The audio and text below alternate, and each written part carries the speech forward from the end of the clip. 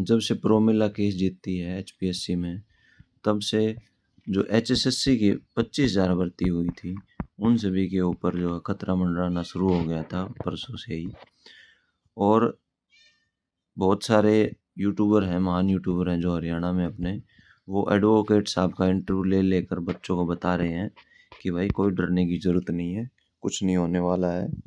क्योंकि कोई भी जो भर्ती होती है, अगर उसके रिजल्ट आने से पहले कोई भी केस रजिस्टर किया जाता है तो ही उस भर्ती के ऊपर असर पड़ता है। और ये बात कहीं ना कहीं सच भी थी। पर उन महानुभावों को ये नहीं पता था कि जो 25,000 की भर्ती हुई थी ग्रुप सी की हरियाणा में, वो एग्ज़ाम लेने से पहले भी एक केस रजिस्टर हो चुका है।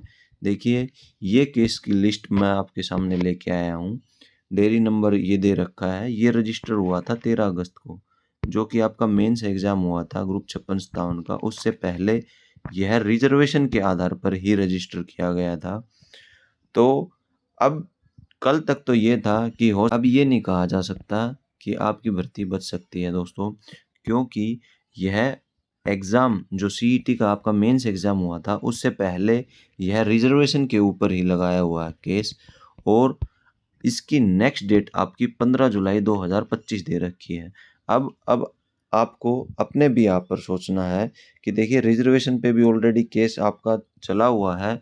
अब जब भी इसकी नेक्स्ट हियरिंग होगी, तभी जो भी इनके वकील होंगे वो सीधा प्रोमिला वाले केस को उठाकर जज के सामने रख देंगे और फिर से वही सिस्टम स्टार्ट हो जाएगा, आपकी भर्तियों का ऊपर नीचे होना।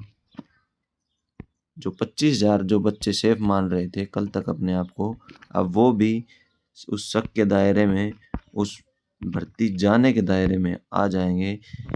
क्योंकि इस केस की सिर्फ 3 हियरिंग हुई थी और बहुत लंबी लंबी डेट जो है इस केस की दी भी गई थी। तो अब यह केस कहीं ना कहीं मजबूत श्रेणी में आने वाला है और आपकी 25,000 भर्तियों को अटका सकता है सिर्फ ये एक केस।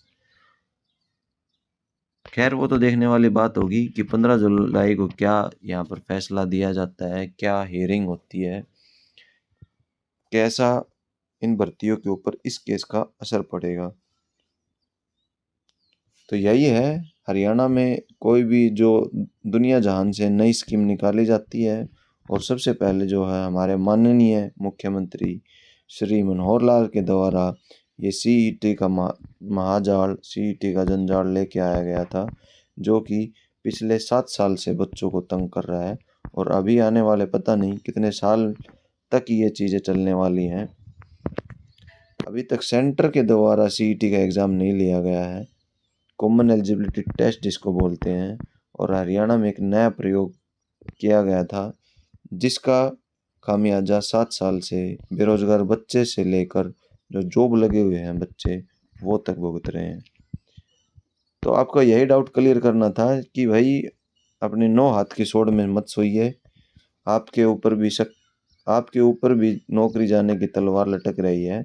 उसका फैसला क्या पता इस साल आए, अगले साल आए, कब तक आए, कुछ नहीं कहा जा सकता है। यही है हरियाणा हमारा और यही है हमारी गंदी राजनीति का शिकार होते बच्चे।